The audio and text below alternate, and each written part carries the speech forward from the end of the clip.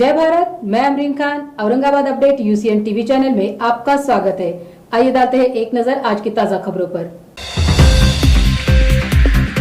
वक्फ office बचाने के लिए सभी नेता मंत्रियों ने आगे आने की वक्त की है मांग, हिशाम उस्मानी का प्रतिपादन। राशन कार्ड धारकों को मिलेगा मीठा न्याय, जल्द ही शक्कर चोर आएंगे सबके सामने।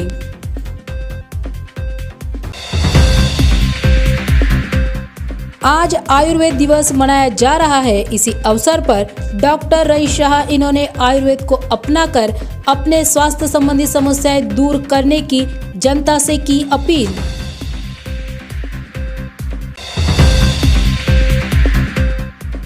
अचानक काम से निकाले गए कर्मचारियों को काम पर लेने के तथा वेतन संबंधित मांगों को लेकर राष्ट्रीय श्रमिक आघाड़ी तथा महानगर पालिका कंत्राटी कर्मचारियों का आंदोलन।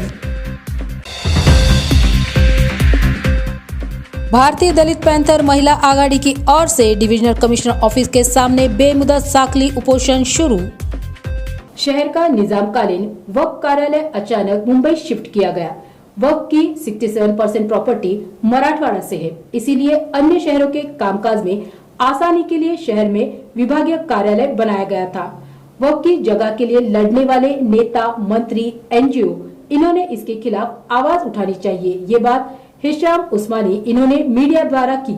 2 दिन पहले मैं बॉम्बे था, जब मुझे एक पत्रिका देखने में आई जिसमें ऐसा लिखा था कि इनॉग्रेशन है एक ऑफिस का महाराष्ट्र वक्फ बोर्ड के कार्यालय का सीएम के हाथ से। उसके ऊपर मैंने कुछ पोस्ट भी सोशल मीडिया पे किए और कुछ पत्रकारों से भी बात हुई और कुछ लीडर्स की तरफ से मुझे एक्सप्लेनेशंस देने में आया कि ये जो है ये रीजनल ऑफिस है। तो हमारा ये कहना है कि औरंगाबाद में जो ये वक्फ बोर्ड का ऑफिस है ये निज़ाम के ज़माने से है और पहले इसमें ये मराठवाड़ा वक्फ बोर्ड के नाम से जाना जाता था, जिसमें पहले हिंदू और मुस्लिम सारी वर्शिप प्लेसेस जो प्रॉपर्टीज़ थी वो सब इसमें कवर होती थी। बाद में हिंदुस्तान में जब औरंगाबाद डिवीज़न को लिया गया तो उसमें इसको सिर्फ मुस्लिम प्रॉपर्टीज़ की हद तक महदूद कर दिया गया, हिंदू प्रॉपर्टीज़ गवर्नमेंट ने अपने पास ले ली, यानी एक ऐतिहासिक महकमा है ये। उसके बाद जब औरंगाबाद डिवीज़न को आपके महाराष्ट्र में इंक्लूड किया गया तो इसको मराठवाड़ा वक्फ बोर्ड के नाम से ही जाना जाता था, लेकिन बाद में महाराष्ट्र के दूसरे ज़िलों में भी कुछ प्रॉपर्टीज़ हैं तो इसीलिए इसको महाराष्ट्र वक्फ बोर्ड कर दिया गया। देखा अगर जाए तो लगभग 2/3 यानी 67% के आसपास जो वक्फ बोर्ड की प्रॉपर्टीज़ हैं वो मराठवाड़ा से आती हैं महाराष्ट्र में। इसीलिए ये ऑफिस को हमेशा से औरंगाबाद में रखा गया और लगभग 67% प्रॉपर्टीज़ क्योंकि मराठवाड़ा में ही हैं, इसीलिए लोगों के सुविधा के लिए आने जाने के लिए और ये पुराना इसकी पहचान, इसका ओरिजिन भी यहीं से है, इसीलिए इसको यहाँ रखा गया। कुछ दिनों से ये डिमांड चल रही थी बीजेपी और शिवसेना के लीडर्स के द्वारा कि इसको वहाँ शिफ्ट किया जाए, जिसमें मराठवाड़ा के लोगों का और औरंगाबाद के लोगों का विरोध है। एक और चीज़ देखने में आई कि जो पत्रिका है उस पर औरंगाबाद की जगह जो गवर्नमेंट चाहती है नया नाम तब्दील करना, संभाजी नगर, वो नाम लिखा हुआ था। इस पर हम लोगों ने एक तीव्र आक्षेप किया कि वक्फ बोर्ड को ऐसी क्या मुसीबत आन पड़ी कि वो गवर्नमेंट के इतने ताबे हो गए। ठीक है, गवर्नमेंट के अंडर में अगर वो आते भी हैं तो कम से कम वो माइनॉरिटीज़ की एक रिप्रेजेंट करते हैं वॉइस को। तो वक्फ बोर्ड ने ये लिखना ये बहुत दुख की बात है। इस पर हमारा एक ऑब्जेक्शन रहा कि अभी तो नाम का केस चल रहा है, अभी तक तो ऐसा कोर्ट से कोई फैसला नहीं आया। गवर्नमेंट ने अगर नोटिफिकेशन निकाला भी है तो वो चैलेंज्ड है। गवर्नमेंट भी जो लागू कर रही है वो सिर्फ अपनी मनमानी तरीके से लागू कर रही है। तो हमारा ऑब्जेक्शन ये था कि इसके ऊपर औरंगाबाद का ही नाम होना चाहिए था। और बड़े दुख की बात है कि हमारे यहाँ के स्थानीय मंत्री, खासदार, आमदार, सारे नेता उसमें जो है शामिल हुए, जबकि उन्होंने उसका विरोध करना चाहिए था कि ये पहली चीज़ तो ये नाम आपने इस पे औरंगाबाद लिखना चाहिए पत्रिका पे। दूसरी चीज़ जो है ये जो पत्रिका पे लिखा हुआ था कि महाराष्ट्र वक्फ बोर्ड के ऑफिस का उद्घाटन है तो उसको क्लियर करना चाहिए था कि ये रीजनल ऑफिस है। हमारी एक मांग ये भी रही है कि ये जो अभी इन्होंने लेबर कॉलोनी को इसमें तोड़ा है और उसमें वहाँ पे ये बता रहे हैं कि हम नागपुर के जैसा एक मिनी सेक्रेटेरिएट जो यहाँ बना रहे हैं विधानसभा का, तो वहाँ पे इस ऑफिस को शिफ्ट किया जा सकता है, वहाँ पे जगह दी जा सकती है। वहाँ आप जब आप बना ही रहे हैं सेक्रेटेरिएट, एक विधानसभा बना रहे हैं, तो वहाँ पे आप इसको जगह दें इस वक्फ बोर्ड को। और औरंगाबाद की एक पहचान है पुरानी, इसकी हिस्ट्री है तो इसको यहीं रहने दिया जाए। ये बीजेपी और जो राइट विंग ग्रुप्स हैं उनका आप देखते हैं कि पूरे मुल्क में एक एजेंडा चला है। ये माइनॉरिटीज़ का जो भी कुछ एक आप कहेंगे अस्तित्व है या माइनॉरिटीज़ का जो कोई भी कंट्रीब्यूशन है, नाम है इस मुल्क में, उसको मिटा दिया जाए। उसी ज़मन में उन्होंने ये औरंगाबाद का नाम जो है वो भी तब्दील करने का फैसला किया। अभी परसों ही मैं पढ़ रहा था कि अलीगढ़ का भी इन्होंने एक नया प्रस्ताव लेके आए हैं। यूपी में इन्होंने इलाहाबाद का नाम चेंज किया, फरुखाबाद का है, फैज़ाबाद है, ऐसे कई नाम है। अभी लखनऊ भी इनकी लिस्ट में है, मैनपुरी इनके लिस्ट में है। तो उस तरीके से ये भी मुझे एक साफ तौर पे नज़र आता है कि औरंगाबाद से इस ऑफिस को शिफ्ट कर देना, ये औरंगाबाद का जो भी हिस्टोरिकल एक जो पहचान है उसको कम करना और ये ऑफिस को बॉम्बे शिफ्ट कर देना, ताकि मराठवाड़ा के लोगों को, और तकलीफ का ही मुझे लगता है कि तकलीफ देने का ही ये एक एजेंडा है कि यहाँ पे जब ऑफिस था और कभी किसी ने कंप्लेन नहीं की 50, 60, 70 सालों में, तो अभी ये 2-3 सालों में ही ये डिमांड, जब से बीजेपी और शिवसेना इख्तियार में आई और कांग्रेस और राष्ट्रवादी का उनको साथ मिला है, तो जब से ये मुद्दा उठाना, ये समझ में आता है कि ये कम्युनल मूव है सीधा सीधा। बड़े अफसोस की बात है कि मराठवाड़ा से और औरंगाबाद से ताल्लुक़ रखने वाले नेता भी हमें उस तस्वीर में नजर आए इनॉग्रेशन में। तो वही हमारा वही कहना है कि जब मंत्री साहब यहाँ के हैं, खासदार 2-2 यहाँ से हैं और बाकी दीगर लोग यहाँ से हैं, तो उन्होंने पहली चीज़ तो उस नाम पे ऑब्जेक्शन देना चाहिए था, क्योंकि आपको पता है कि लाखों एप्लीकेशंस, लाखों ऑब्जेक्शंस औरंगाबाद की जनता ने और मराठवाड़ा की जनता ने डिविजनल कमिश्नर ऑफिस में जमा किए थे इस नाम के विरोध में। जो नया नाम, उसको भी गवर्नमेंट ने कंसिडर नहीं किया। वही केस हमारा अभी हाई कोर्ट में चल रहा है। गवर्नमेंट बड़ी बिल्कुल हठधर्मी से, एक तरीके से सफाक तरीके से बोलती है कि हम जुडिशरी से नहीं आते, हम लेजिस्लेचर से आते हैं, इसलिए हमने अपने तौर पे कंसिडर कर दिया, हमने किसी को भी हियरिंग के लिए नहीं बुलाया। अब कोर्ट को डिसाइड करना है कि ये सही है या गलत है। देखिए, वक्फ बोर्ड को क्या नुकसान होगा ये तो मैं नहीं जानता, लेकिन जनता को जरूर नुकसान होगा। जनता को इमोशनली हर्ट होगा, फाइनेंशियली बर्डन पड़ेगा। जब आप ये जानते हैं कि 67% अराउंड 2/3 प्रॉपर्टीज ये मराठवाड़ा से आती हैं, तो यहाँ की जनता को जब अगर ऑफिस नज़दीक मिला हुआ था, तो ये सारे लोगों को उसको शिफ्ट करने के लिए कैसे ये लोगों ने हामी भरी। और अगर वो पत्रिका में आया है तो वो बात का एक सर्कुलर निकलना चाहिए गवर्नमेंट की तरफ से, और ये जो सत्ता में बैठे हैं उनका काम है कि वो जाके वो सर्कुलर निकलवाएं कि ये ऑफिस, मेन ऑफिस शिफ्ट नहीं हुआ, मेन ऑफिस, हेड ऑफिस यहीं रहेगा, और सिर्फ हमने एक रीजनल ऑफिस, वो वहाँ की प्रॉपर्टीज जो है उन लोगों के लिए, उतने डिवीजन के लिए हमने शिफ्ट किया है। ये मेरी अकेले की डिमांड नहीं, ये पूरे औरंगाबाद की और मराठवाड़ा की जनता की डिमांड है। अभी तो मैं औरंगाबाद के नाम का जो केस है, मैं भी उसमें काफ़ी एक्टिवली, आप देख रहे हैं कि मैं उसमें लड़ाई लड़ रहा हूँ, और मुझे लगता है कि और भी जो लोग हैं, कल रात में भी मुझे काफ़ी लोगों के फ़ोन आए और भी कुछ लोगों से बात हुई, तो जो भी लोग ये लड़ाई लड़ेंगे मैं उनके साथ पूरी तरीके से शाना बशाना, खांधे से कांधा लगा के खड़ा रहूँगा। मेरी भी ये डिमांड है कि ये वक्फ बोर्ड जो है ये औरंगाबाद में ही रहे, जो इसका हेड ऑफिस है।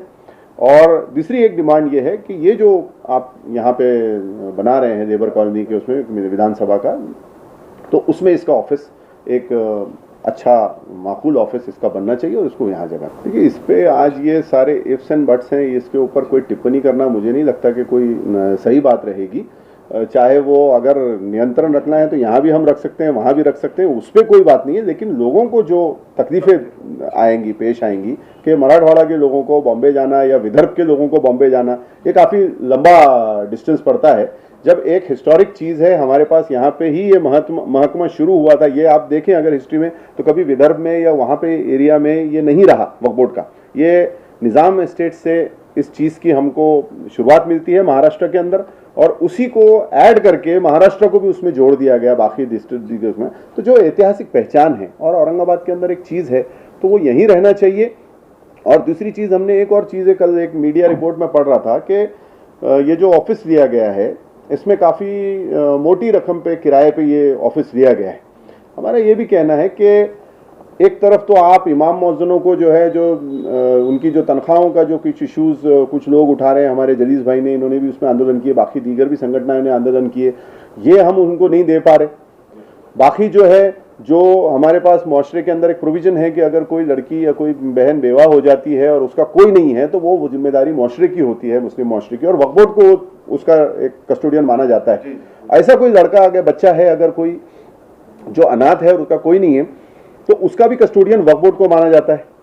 तो ऐसी सूरत में वक्फ बोर्ड को ये सारी चीज़ों की तरफ अपनी तवज्जो करनी चाहिए, ये अखराजात उठाने चाहिए, ना कि कोई भव्य और बहुत हाईफाई ऑफिसेस जो हैं वो बॉम्बे में लेके वो अपनी ज़ात पे खर्च ना करते हुए माशरे पे खर्च करें। नहीं, मैं पर्सनली किसी पे कोई टिप्पणी नहीं कहूँगा। हर इंसान अपने किरदार का और अपने एक्शंस का खुद जवाबदार है। औरंगाबाद का एक फ़र्द होने के नाते, एक समाजी एक जिम्मेदार होने के नाते मैं ये रिक्वेस्ट करूँगा हमारे जो भी इस वक्त जो बैठे हैं सत्ता में, जिनके पास जिम्मेदारी है, कि आप अपने औरंगाबादी होने का या औरंगाबाद से नाता होने का या मराठवाड़ा से नाता होने का फ़र्ज़ निभाएं और ये ऑफिस यहीं रहे, इस बात को सुनिए। ये तो लोगों को तय करना है कि भाई हमारा अमीर कौन हो, या जो लोग हैं जिनको हमने दिया है ये सही तरीके से हमारी नुमाइंदगी कर रहे हैं, नहीं कर रहे हैं।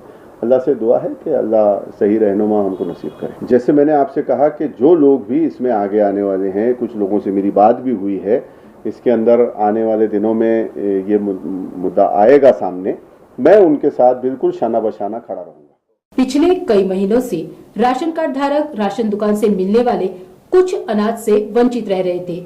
दिवाली जैसे बड़े त्योहार के अवसर पर भी हर महीने मिलने वाली शक्कर इस बार भी राशन कार्ड धारकों को नहीं मिली। इस शक्कर घोटाले की और अन्य घोटाले की जांच करने का प्रस्ताव मुख्यमंत्री कार्यालय तथा विभागीय मुख्यमंत्री कार्यालय की ओर से मंजूर किया गया है।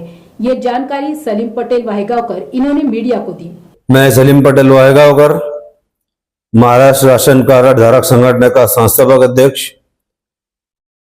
मुख्य कारण ऐसा है आज पत्रकार परिषद लेने का कि गुज़िश्ता तकरीबन 10 से 12 महीने से हम लोग जो है औरंगाबाद शहर के राशन की दुकानों के विषय में लड़ाई लड़ रहे हैं और हमको कहने के उसमें नतीजे भी सामने आ रहा है। जो गरीबों का हक मार रहे थे, कुछ दुकानदार चोरियां कर रहे थे, कुछ पैमाने पे चोरियां कम हुई क्योंकि शिकायतें भी कम आ रही है। लेकिन अब एक चीज हमारे सामने और आई है कि अभी तो हमारी शक्कर की इंक्वायरी चालू है, जो बड़ा घोटाला है, जिसमें हमने यहाँ पर कैबिनेट की बैठक में जो प्रस्ताव दिए थे कि इंक्वायरी होना बोल के, तो कल हमको मंत्रालय से, मुख्यमंत्री कार्यालय से भी और डिप्टी मुख्यमंत्री कार्यालय से भी दोनों तरफ से संदेश आया कि भाई तुम्हारे लेटर की दखल लेकर इंक्वायरी का काम शुरू कर दिए। ये शासन का पहले अभिनंदन करिए कि ये जो गरीबों की शक्कर खा गई इसकी इंक्वायरी करने में शासन तैयार हुआ, ये बहुत बड़ी बात है। कहने का ये बड़ा घोटाला सामने आ जाएगा। दूसरा, अभी हमारे सामने ऐसा है कि औरंगाबाद की 199 दुकानों में कुछ दुकानें ऐसी है जिसका मालिक ही है नहीं, फिर भी दुकानें चल रही है। तो अब हमने लिखे कि भाई, और इसका प्रोविजन ऐसा है कि हर 3 साल में एक बार रिन्यूअल होना जरूरी है और रिन्यूअल के वक्त मालिक का जिंदा होना भी जरूरी है। उसके बहुत सारे फॉर्मेलिटी है जो शासन ने तय किया है। उसी आधार पे हमने एक लेटर लिखा है कि भाई रिन्यूअल की पूरी फॉर्मेलिटी हमको बताओ। और इसके अंदर ऐसा भी सामने आया कि गुज़िश्ता सालों में जो नई दुकानें अलॉटमेंट हुई है, तो एक ही संस्था के संचालक मेंबर दूसरी संस्था के बताकर उसमें भी बहुत सारी दुकानें अलॉटमेंट हुई। तो कहीं ना कहीं शासन की आंख में जो है धूल झोंकी गई है और डुप्लीकेट संस्था बताकर दुकानें ली गई, ऐसी हमारे सामने प्राथमिक थोड़ी सी माहिती आई। हम उसकी भी अभी इंक्वायरी कर रहे हैं। अब ये करते करते हमारे सामने एक बड़ा इशू सामने आ गया, वो है शहर महानगर पालिका और जिला परिषद के अंतर्गत चलने वाले बालवाड़ी और आंगनवाड़ी। ये मासूम बच्चों का भी माल चुराकर खाने वाले हमारे सामने आ रहे हैं। जो गरीब को शासन चावल वगैरह बच्चों को देती थी, कई हमारे पास शिक्षक ऐसे हैं जो बालवाड़ी वालों ने कि नाम ना लेते हुए आंगनवाड़ी वालों ने कि भाई ये आप जो कर रहे बहुत अच्छे काम, हमारी तरफ भी देखो, हमारे बच्चों को भी मुफ्त राशन आता था, कई दिन से हमारा राशन ही नहीं आ रहा, कोई थुल्लिश नहीं आ रही, कोई चाक यही नहीं आ रहा, आखिर क्या वजह है। तो फिर उस पर हमने लेटर लिखा, गवर्नमेंट को भी लिखा, जिला परिषद को, कारपोरेशन को लिखा कि भाई औरंगाबाद शहर में चलने वाली जितनी आंगनवाड़ी बालवाड़ी है, जिला परिषद को भी उसमें लिखा है, कलेक्टर ऑफिस को भी लिखा है, इसकी सविस्तर हमको जानकारी दो, या आखिर क्या है। और शासन को लिखा है कि आप बालवाड़ी का जो राशन देते वो किस तरह से डिस्ट्रीब्यूट करने के डायरेक्शन है। वो भी चोरी हमारे सामने इंशाल्लाह जल्द करीब आ जाएंगी। हम उसके पीछे पड़ गए। जो मासूम बच्चों का भी उनको नहीं पुर रहा है। ये चंद जो लोग हैं जो चोरियां कर रहे हैं, अपने मफाद के लिए गरीबों का हक मार रहे हैं। इधर बड़ों का तो खा रहे, लेकिन आप बालवाड़ी का भी माल चोरी कर बेच रहे हैं, जो कि हमारे पास तो बहुत लोगों के वीडियो ऑडियो क्लिप है कि हम वक्त पड़ा तो आकर बोलेंगे कि माल तो गोडाउन से निकलता, वो गोडाउन जो है आरटी ऑफिस के पास कहीं तो भी है, वहां से वो माल जो है तो लोड होता और आंगनवाड़ी और बालवाड़ी को माल आता नहीं, परस्पर बराबर माल जा रहा है। ये हमारे पास में माहिती मिली है। अभी इसके ऊपर हमने, ये चोरों के पीछे हमारा मोर्चा है, हम शासन को इस बारे में लिख रहे हैं कि अब जो ये राशन आ रहा था कब से आ रहा, कितना बांट रहे हैं, इस पे हमारी आगे की तैयारी चल रही है। अब जो दिवाली का जो किट शासन दे रही है वो पूरे 6 आइटम लेना, एक आइटम भी कम नहीं लेना। ये मैं क्लियर बोल रहा हूं, जिस तरह से पिछले समय में चोरियां कर लिए थे, लेकिन बाद में आवाज उठाने के बाद में अभी गणेश जी के टाइम में जो किट बांटी गई उसमें चोरियां नहीं हुई, ये बहुत बड़ी बात है। इसी तरह से हम चाहेंगे कि दिवाली का जो सन का शासन दे रही है वो 6 आइटम थैलियों में अपने अपने दुकान से 100 रुपए दे के लेना, 1 रुपए भी ऊपर नहीं देना। अगर कहीं किसको आप नहीं मिलता माल तो आप हमारा फॉर्म भर हमको देना, आगे हम आपके साथ खड़े रहे। प्राचीन युग से ही आयुर्वेद मनुष्य का सच्चा मित्र रहा है। नए दौर में अलग अलग उपचार पद्धति का अवलंब करने के पश्चात आयुर्वेद इन सभी अन्य उपचार पद्धति से श्रेष्ठ माना गया है।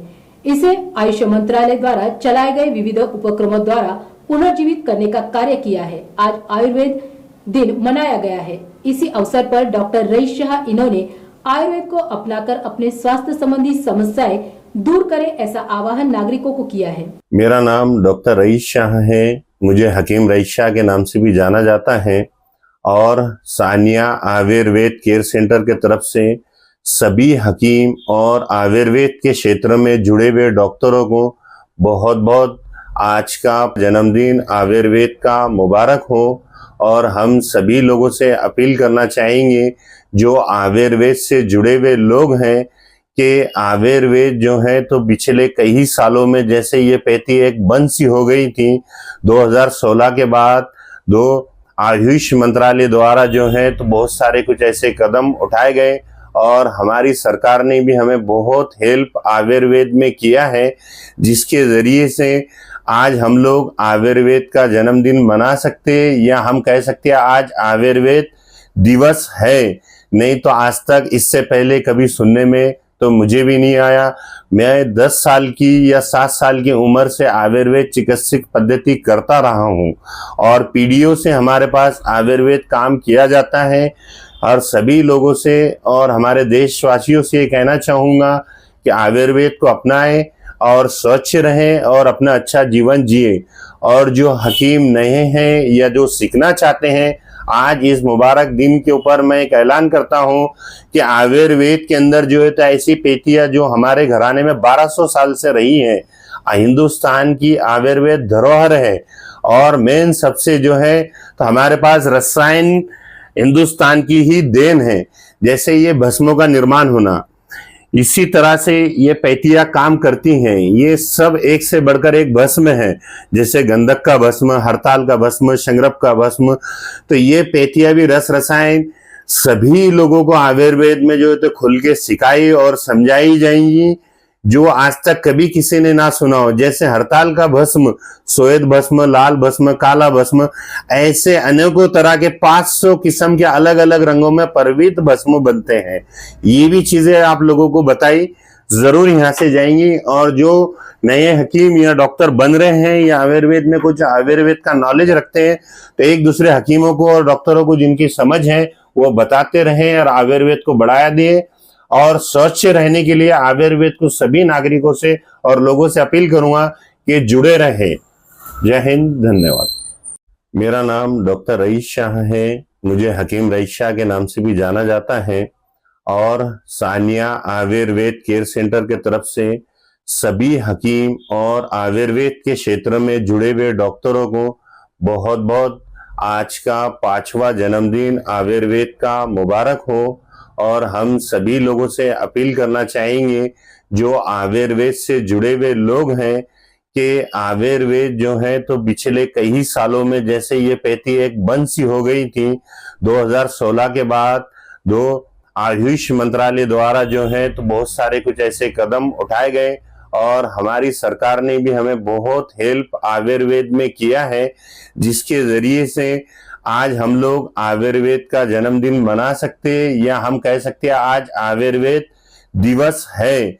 नहीं तो आज तक इससे पहले कभी सुनने में तो मुझे भी नहीं आया। मैं 10 साल की या 7 साल की उम्र से आयुर्वेद चिकित्सक पद्धति करता रहा हूं और पीढ़ियों से हमारे पास आयुर्वेद काम किया जाता है।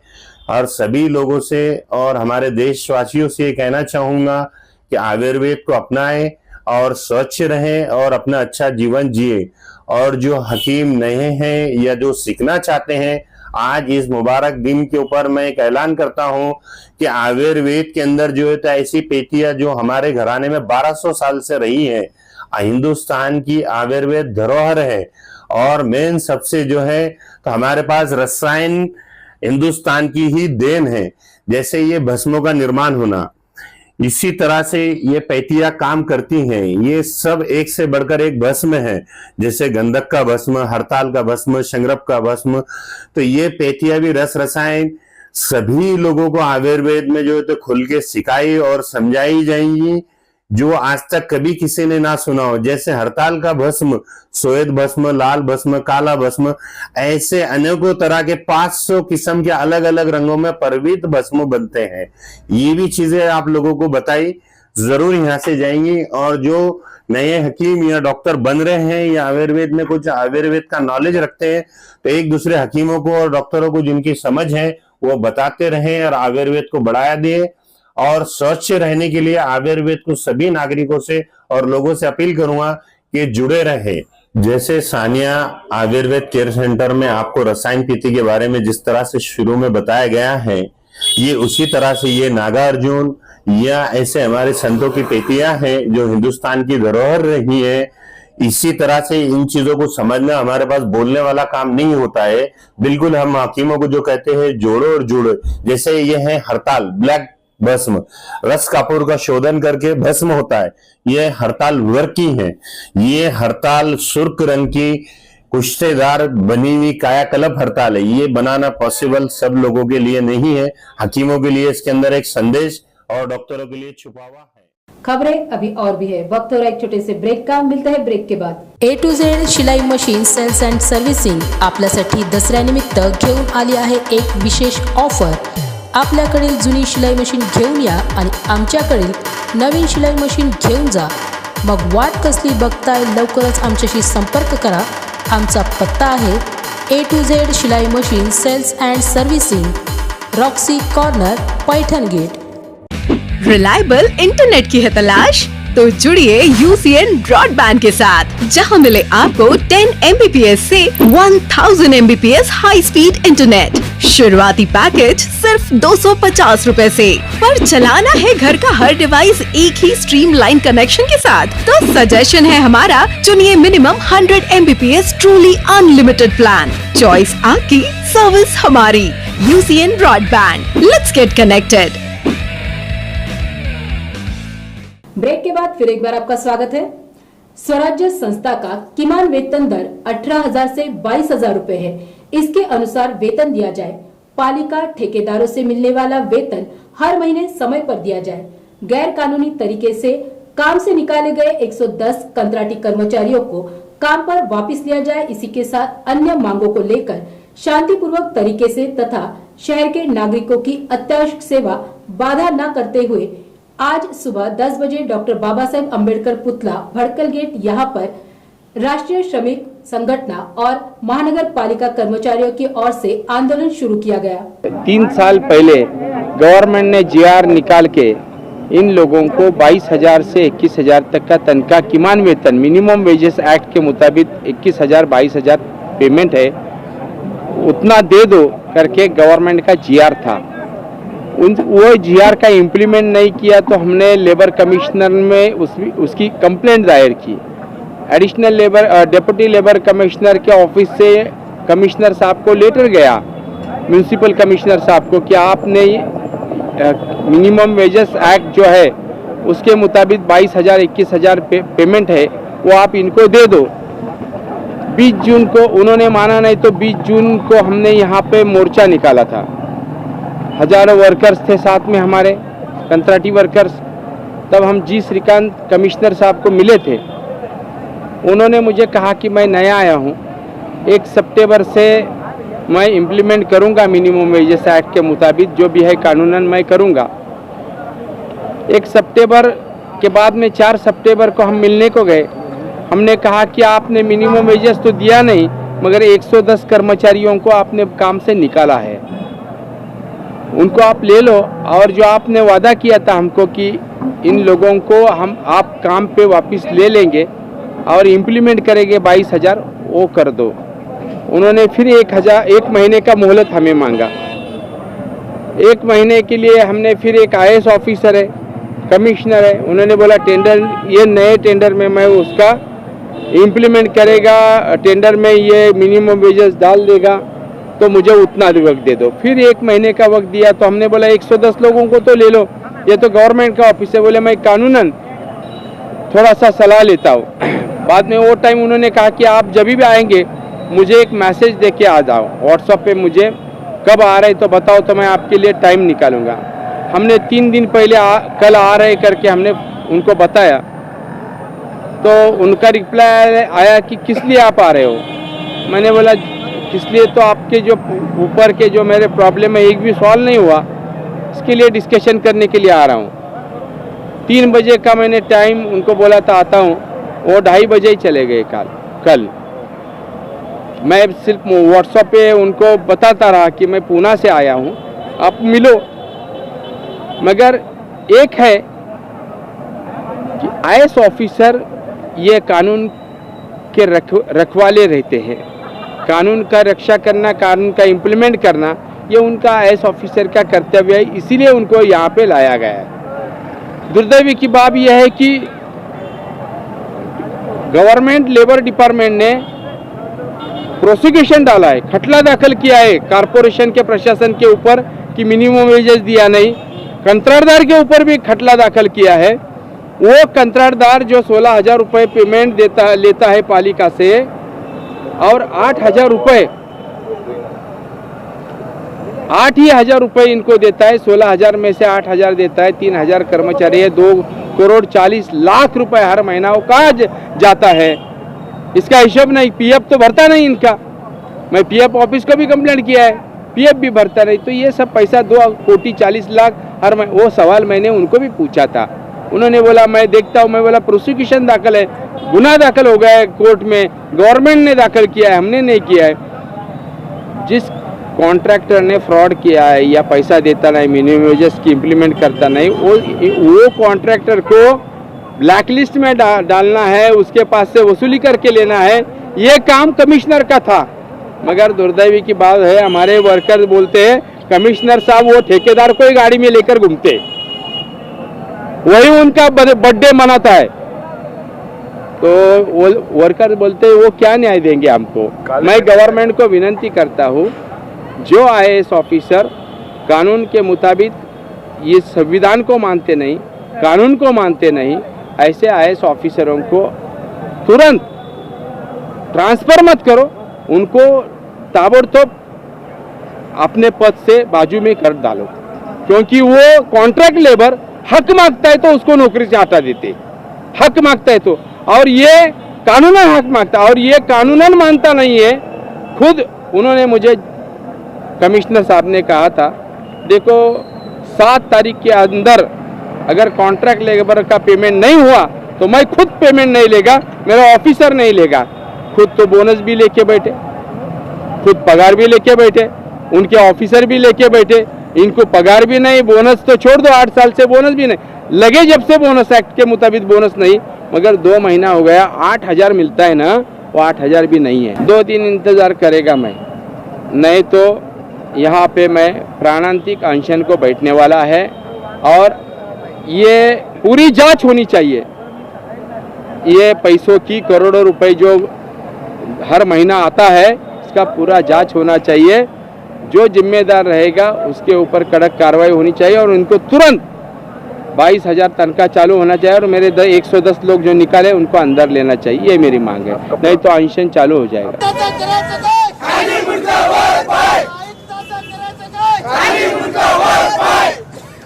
यशवंत भाऊ तुम आगे बढ़ो, हम तुम्हारे साथ हैं। यशवंत भाऊ तुम आगे बढ़ो, हम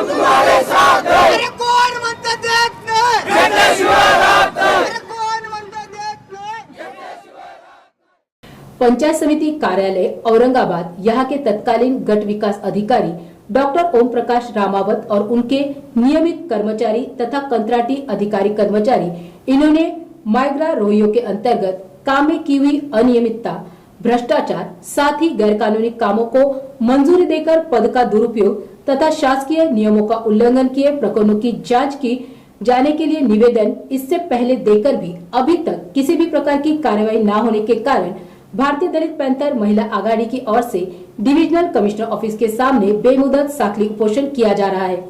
माझी मागणी अशी आहे, साळवे, पायकराव, काकडे, रंगसिंग हे संगमतानं यानं फार घोटाळा केलाय कामामध्ये, सरकारी कामामध्ये यानं बिलं काढेत, कामं न दाखवताना न ऑर्डरी काढताना यानं कामं केले व 1.5 कोटीचा घोटाळा केला ह्या लोकांना, गोरगरिबाची फसवणूक केली, तुमचे कामं करतो कामं केली नाही आणि यानं तसेच बिलं काढेत। म्हणून माझी अशी कळकळीची मागणी आहे का याला तात्काळ निलंबित करा, सस्पेंड करा ताबडतोब, आणि गोरगरिबावर अन्याय झालाय त्याचा अन्याय समस्त करा, ही माझी मागणी। भारतीय दलित पैंथर महिला आघाडीचे अध्यक्ष डिपार्टमेंट पंचायत समितीला तिथं रोडाचे कामं असतात, विहिरीचे कामं असतात, तुमचे सरकारी शेततळे असतात, तुमचे घरकुलाचं असतंय, आता ते बरेचसे ग्रामीणच्या मागण्या आहेत, त्याच्यामध्ये घरकुलं आहेत, विहिरी आहेत, तुमचे काही सरकारी तळे शेततळे असतात ते असतात, ते बरेच घोटाळे आहेत त्याच्यामध्ये। पंचायत समितीला अधिकारी आहेत ना ते, हे गाव नंबर 1 जळगाव, शेकटा, मावली, आडगाव, तुमचं बरेचसे गाव आहे त्याच्यात, जेवढं टाकळी खूप गाव आहेत। पुढचे पावलं असे माझे, जर नाही मागणी झाली तर धरणे निदर्शनं करीन, त्याला तात्काळ केलं तर ठीक, नाही इथं जर नाही निकाल लागला माझा तर मी रोडानं संघर्ष करीन, भारतीय दलित पैंथरच्या वतीनं धरणे आंदोलन करें। और इसी के साथ ये समाचार यहीं पर समाप्त होते हैं। कल फिर मिलते हैं, तब तक के लिए देखते रहिए Aurangabad update UCN TV channel.